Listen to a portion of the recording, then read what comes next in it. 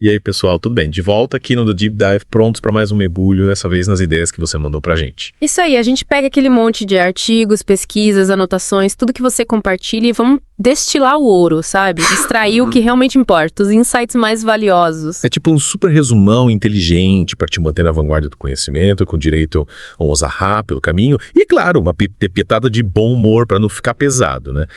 E é importante lembrar, essa expedição de hoje é todinha pensada para você e baseada no material que você nos mandou. Cada Deep Dive é único, moldado pelas suas fontes e pela sua curiosidade. E hoje vamos desbravar o óbvio que ignoramos do Jacob Petrie. Boa. A gente vai explorar a fundo as ideias do Jacob sobre talento, foco e a busca pela excelência, de um jeito que faça sentido para você. Isso, vamos desvendar os mistérios por trás de alcançar o máximo do nosso potencial. E olha, prepare-se para viajar por histórias fascinantes. Das irmãs Polgar no xadrez, a teoria da vantagem comparativa do David Ricardo, sem esquecer da importância da nossa voz interior, aquela intuição que muitas vezes deixamos de lado. É isso aí. A gente vai te guiar por esse labirinto de ideias e te ajudar a encontrar saídas mais inteligentes e, claro, cheias de aprendizado. E já de cara, uma coisa que me chamou a atenção no livro foi a crítica que ele faz àquela mania de focar nas nossas fraquezas desde cedo, sabe? Tipo, você arrasa em matemática, mas tropeça um pouco na gramática. E aí? É aula de reforço de gramática, até dizer chega, né? É bem comum essa lógica de tentar equilibrar os conhecimentos, mas o livro argumenta que essa ênfase exagerada nas fraquezas pode acabar sufocando nossos talentos naturais. Total. É como se a gente ficasse martelando o tempo todo naquilo que a gente não é tão bom, em vez de dar asas para aquilo que a gente já faz naturalmente bem. E o livro usa um exemplo que achei genial para ilustrar essa ideia. O caso do Valdir Brunchen, pai da Gisele. Ele, em vez de se preocupar com o que as filhas não faziam tão bem, resolveu ir na contramão. O Valdir Brunchen parece que tinha um faro para identificar e estimular os talentos das filhas, né? Lembra da história da Gisele? Com uns 13 anos, alguém viu nela um potencial para modelo e o pai, sem pestanejar, investiu nisso. Deu todo o apoio para ela seguir um caminho que já parecia promissor. E essa história da Gisele me lembrou de outro exemplo que o livro traz, das irmãs Polgar, aquelas enxadristas húngaras. O pai delas, o Laszlo Polgar, decidiu fazer um experimento bem radical. Ele especializou as filhas no xadrez desde muito pequenas, tipo, intensamente mesmo. Era xadrez para tudo que é lado. Livros e mais livros sobre o jogo espalhados pela casa, arquivos gigantescos com análise de partidas, estratégias, até a decoração da casa era temática, com quadros mostrando lances famosos. Um verdadeiro mergulho no mundo do xadrez, né? E não dá para negar, os resultados foram impressionantes. As irmãs Polgar conquistaram um sucesso enorme no esporte.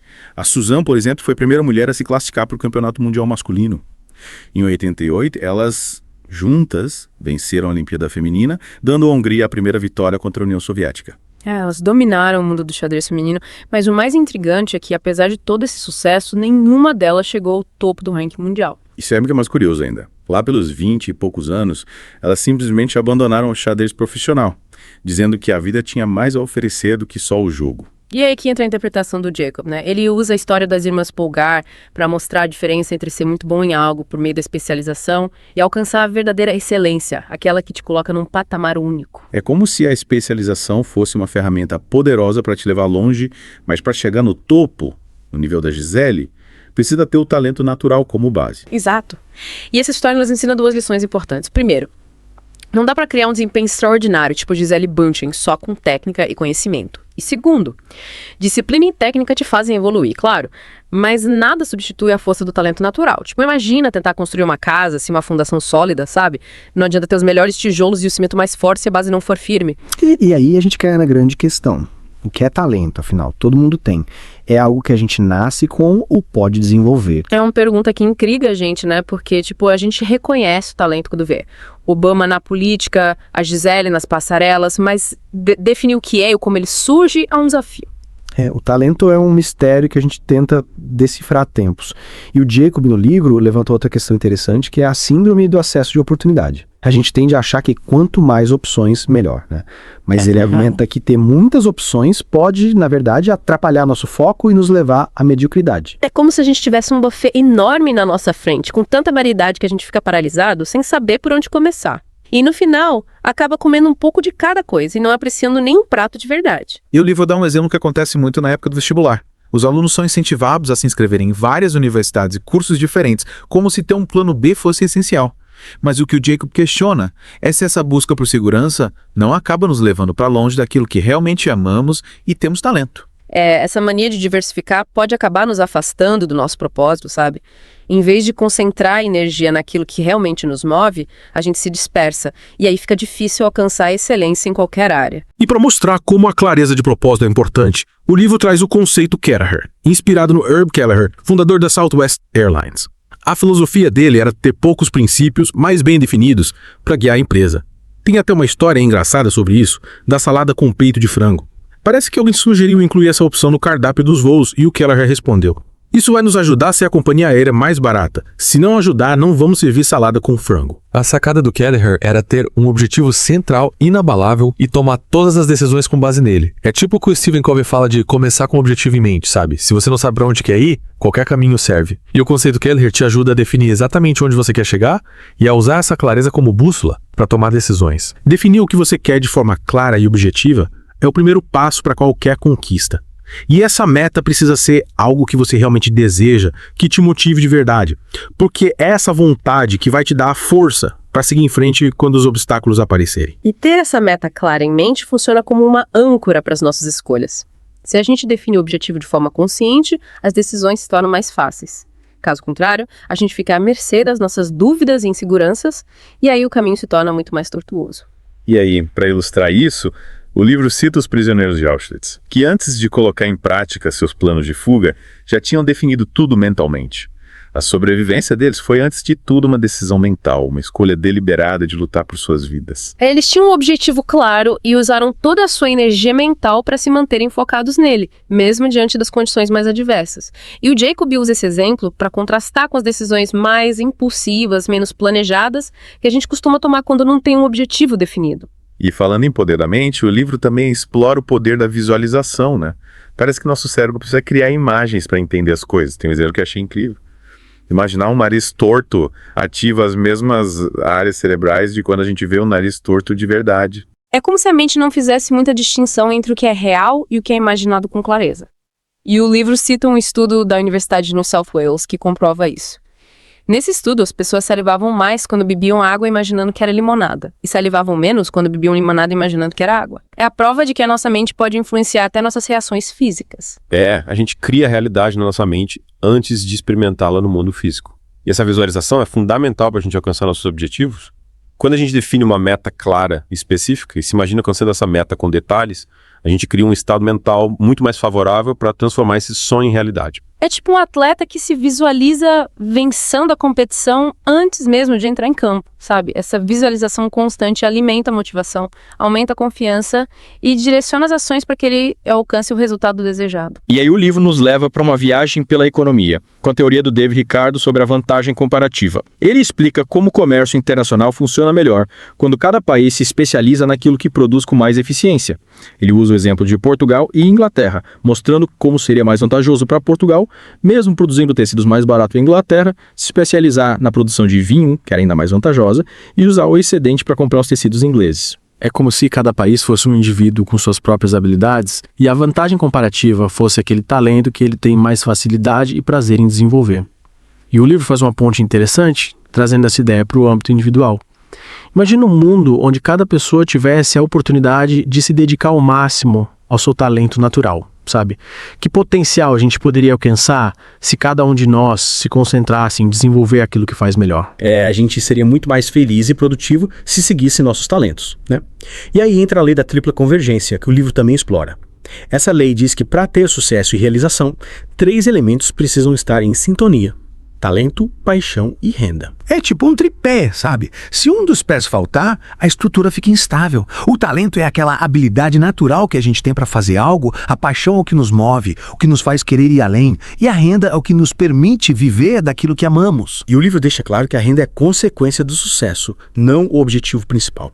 Ele usa exemplos como Paulo Coelho, Gisele Bündchen e Elizabeth Gilbert, que no começo não tinham como foco ganhar rios de dinheiro, mas sim desenvolver seus talentos e paixões. Se a gente focar só no dinheiro, a gente pode acabar se desviando do nosso caminho e fazendo algo que não nos realiza de verdade. A chave é encontrar aquela atividade que a gente ama, que a gente faz bem e que, ao mesmo tempo, nos permite ter uma vida sustentável. Mas alcançar o sucesso em qualquer área exige muito mais do que talento e paixão. A gente precisa ter resiliência, persistência, aprender a lidar com a rejeição. E o livro traz histórias inspiradoras de pessoas que superaram obstáculos e alcançaram seus objetivos, como Sylvester Stallone. O Stallone é um exemplo clássico de persistência, né? Ele foi rejeitado por todas as agências de elenco de Nova York por anos. As críticas eram cruéis, diziam que ele era feio, que a voz dele era horrível, mas ele não desistiu. E no final ele provou que os críticos estavam errados, né? E o livro usa a história do Stallone para mostrar que a gente precisa aprender a lidar com o não, a transformar a rejeição em combustível para seguir em frente. Ele até fala em criar imunidade à rejeição. E essa imunidade a gente constrói enfrentando os desafios de cabeça erguida, aprendendo com os erros e usando as críticas para evoluir. E o livro usa outro exemplo massa para ilustrar isso, a Gisele Bündchen. Ela também enfrentou muita rejeição no começo da carreira. Diziam que o nariz dela era grande demais para ser modelo. Mas em vez de se abater, ela usou as críticas para se aperfeiçoar. Ela estudou fotografia, aprendeu a usar a luz e os ângulos a seu favor e transformou o que era considerado uma fraqueza em um dos seus pontos fortes. E essa é a lição que a gente tira da história da Gisele. A gente pode usar a rejeição como trampolim, como oportunidade de aprendizado e crescimento. E aí o livro explora um paradoxo interessante, que ele chama de paradoxo da apatia. É basicamente a gente se sentir incapaz por focar demais nas nossas fraquezas, sabe?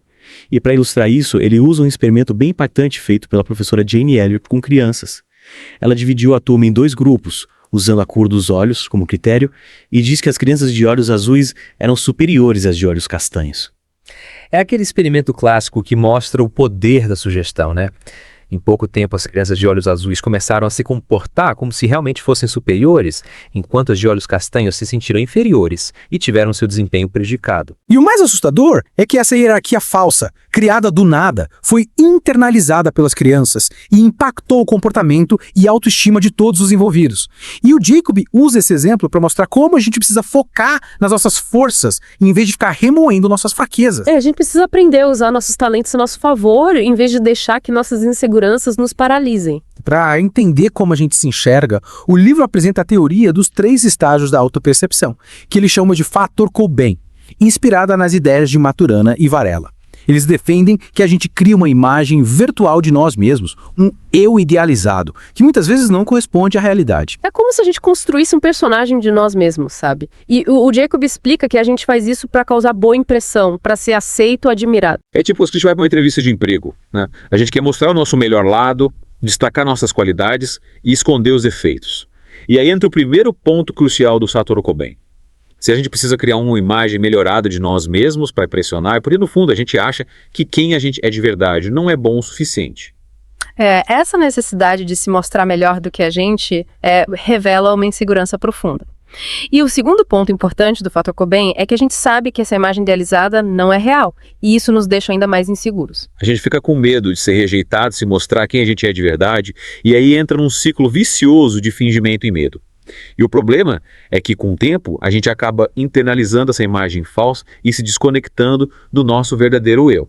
E essa desconexão nos impede de ter uma autoestima genuína, de nos amar e nos aceitar como somos. E para romper com esse ciclo, o livro traz a lição de Delfos, que basicamente diz que a gente precisa se concentrar em quem a gente é de verdade. A autenticidade é muito mais poderosa do que qualquer máscara que a gente tente usar. Pessoas autênticas são magnéticas, elas atraem os outros porque transmitem confiança e verdade. É como a gente gosta de crianças, né? Elas encantam pela sua espontaneidade, pela sua pureza, por serem elas mesmas sem filtro. E para ilustrar essa ideia, o livro cita a Patricia Bündchen, irmã da Gisele, que disse que o sucesso da Gisele não se deve apenas à beleza, mas também à personalidade dela, a forma como ela se comporta, ao profissionalismo. A Gisele conquistou o mundo sendo ela mesma, e essa autenticidade foi fundamental para construir a carreira dela. E para acabar com aquela ideia de que o sucesso é determinado pelo QI, o livro apresenta o erro de Terman. O psicólogo Lewis Terman acreditava que a inteligência era o fator mais importante para o sucesso, e para provar sua teoria, ele fez um estudo com crianças que tinham QI acima de 140, os chamados gênios de Terman. Ele acompanhou essas crianças por anos, achando que elas se tornariam grandes líderes, cientistas, artistas, mas o resultado foi surpreendente. Os gênios de Terman não tiveram um sucesso extraordinário na vida comparados com pessoas com QI mais baixo. A inteligência medida pelo QI não era garantia de sucesso. Muitos dos gênios tiveram uma vida comum, com altos e baixos, como qualquer outra pessoa. O erro do Terman foi achar que a inteligência se resumia a um número, a um teste padronizado. Ele ignorou a complexidade do ser humano, a influência dos fatores sociais, emocionais, culturais no desenvolvimento de cada indivíduo. E essa visão limitada da inteligência é desafiada pela teoria das inteligências múltiplas do Howard Gardner. Ele propõe que a inteligência não é uma coisa só, mas um conjunto de habilidades diferentes, como a inteligência linguística, musical, lógico-matemática, espacial, corporal, sinestésica, interpessoal, intrapessoal e naturalista. O Gardner acredita que todo mundo tem potencial para desenvolver pelo menos uma dessas inteligências a um nível de excelência. E ele defende uma mudança radical no sistema educacional para que as escolas ajudem as crianças a descobrir seus talentos e a se desenvolverem em áreas onde elas realmente se destaquem. E o livro reforça que o sucesso na escola não é garantia de sucesso na vida real. Ele usa exemplos como a Gisele Einstein, que teve dificuldades na escola, o Sylvester Stallone e a Elizabeth Gilbert, que aprendeu a escrever sozinha, fora da academia.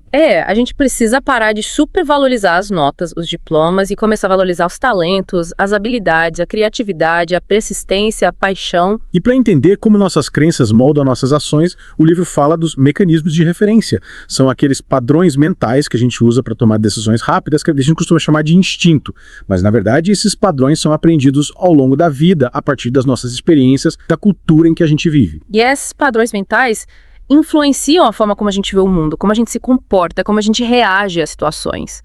E muitas vezes a gente nem percebe que está agindo de acordo com esses padrões, a gente simplesmente reage de forma automática. E aí o livro explica como a gente pode mudar esses padrões, como a gente pode reprogramar nossa mente para ter mais sucesso, mais felicidade, mais realização. E o primeiro passo é identificar quais são as crenças que estão nos limitando, quais são os medos que estão nos impedindo de avançar. A gente precisa questionar as verdades que a gente aprendeu, as convicções que estão enraizadas na nossa mente e se perguntar se elas ainda fazem sentido pra gente, se elas estão nos ajudando ou nos atrapalhando. E para ilustrar a importância do foco no presente, o livro usa a analogia do eu fiz uma massagem. Ele pede pra gente lembrar de um momento em que a gente se sentiu super produtivo, focado no controle da situação. E depois pede pra gente lembrar de um momento em que a gente se sentiu o oposto, estressado, ansioso, com a sensação de que o tempo estava escorrendo pelos dedos. E a diferença entre esses dois estados mentais está na forma como a gente direciona nosso foco. Quando a gente está focado no presente, na tarefa que está realizando naquele momento, a gente consegue se concentrar melhor, ter mais clareza, mais energia, mais criatividade. Mas quando a gente fica pensando no passado, remoendo os erros, ou se preocupando com o futuro, com o que pode dar errado, a gente perde energia, se distrai, e aí fica mais difícil ter um bom desempenho. É como tentar dirigir um carro olhando para o retrovisor, sabe? A gente precisa olhar para frente, para o caminho que a gente quer seguir. E o livro dá um exemplo interessante do vôlei para ilustrar essa ideia. Imagine um time que está perdendo por uma diferença grande de pontos. Em vez de se concentrar em virar o jogo, o que seria uma tarefa muito difícil naquele momento, eles decidem focar em não perder este ponto. E essa mudança de foco do resultado final para a ação presente faz toda a diferença. Eles passam a jogar com mais intensidade, mais atenção, mais determinação, porque estão totalmente focados no momento presente, em dar o seu melhor em cada jogada. E essa mudança de mentalidade, de focar naquilo que está sob nosso controle, é fundamental para a gente ter mais sucesso em qualquer área da vida. E o livro destaca que, embora a gente não possa controlar tudo que acontece na nossa vida, a gente pode controlar nossas ações, nossas reações, nossos pensamentos, nossos sentimentos. E essa capacidade de escolha é o que nos torna livres. A gente pode escolher focar nas coisas boas, nas oportunidades, nos aprendizados, ou a gente pode escolher focar nas coisas ruins, nos problemas, nas dificuldades. A escolha é nossa. E para ilustrar a importância dos valores, o livro conta a história do Andy Roddick, aquele tenista americano.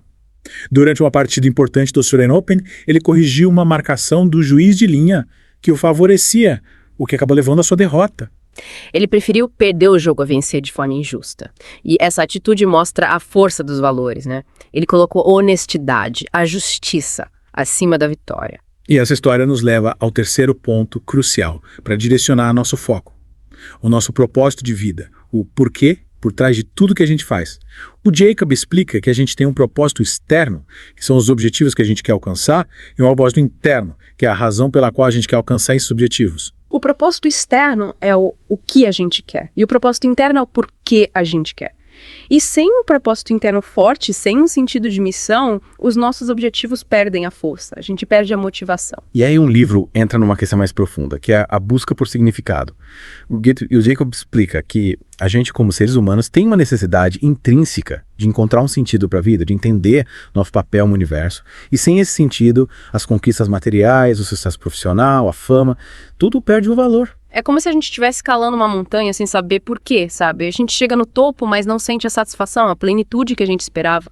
E o livro usa exemplos de celebridades que alcançaram sucesso, mas se perderam pelo caminho, como a Naomi Campbell, a Kate Moss, o Kurt Cobain. Eles tinham tudo que o dinheiro podia comprar, mas se sentiam vazios, perdidos, sozinhos. E o Jacob explica que isso acontece porque eles não tinham um propósito de vida claro, não sabiam qual era a sua missão no mundo. E aí ele conclui que a gente precisa se conectar com nossa essência, com nossa espiritualidade, para encontrar esse sentido maior, para dar significado às nossas ações, às nossas conquistas. A gente precisa entender que a gente não está aqui só para acumular bens materiais, mas para evoluir como ser humano, para fazer diferença no mundo, para deixar um legado positivo. E para finalizar, o livro explora o poder da mente, como a gente pode usar o poder dos nossos pensamentos e das nossas emoções para criar a realidade que a gente deseja. Ele fala do efeito Pigmalion, que mostra como as nossas expectativas influenciam os resultados que a gente obtém. Se a gente acredita que vai ter sucesso, a gente se comporta de forma mais confiante, mais determinada, e isso aumenta as chances de a gente realmente ter sucesso. Mas a gente acredita que vai fracassar, a gente se sabota, a gente desiste antes mesmo de tentar, e aí o fracasso se torna uma profecia autorrealizável. E o livro também fala da lei da atração, que basicamente diz que a gente atrai para a nossa vida aquilo que a gente vibra, aquilo que a gente coloca, nossa energia, nossa atenção. Se a gente focar no positivo, nas coisas boas que a gente quer, a gente aumenta as chances de atrair essas coisas para nossa vida. Mas é importante entender que a lei da atração não é mágica, né? Não basta a gente só pensar positivo e ficar esperando as coisas caírem do céu, a gente precisa agir, a gente precisa se movimentar na direção dos nossos sonhos. A lei da atração funciona como um imã. Ela atrai as oportunidades, as pessoas certas, as situações favoráveis, mas a gente precisa estar pronto para agarrar essas oportunidades quando elas aparecerem. E para isso a gente precisa ter clareza dos nossos objetivos, a gente precisa ter um plano de ação, a gente precisa ter disciplina e persistência. É isso aí. A gente precisa se conectar com a nossa força interior, com o nosso potencial infinito e usar essa força para criar a vida que a gente sempre quis. E para encerrar esse mergulho profundo, a gente te convida a refletir sobre tudo que a gente conversou hoje. Quais insights te impactaram mais? Como você pode aplicar essas ideias na sua vida? O que você pode fazer de diferente a partir de hoje para ter mais sucesso, mais felicidade, mais realização? Quais são os seus talentos? Qual é o seu propósito de vida? O que te faz vibrar? O que te faz querer levantar da cama todos os dias? A gente te convida a continuar explorando essas questões, a buscar respostas dentro de você, se conectar com a sua essência, descobrir o seu poder interior. E a gente agradece por ter mergulhado com a gente nesse mar de ideias. A gente se encontra no próximo Deep Dive.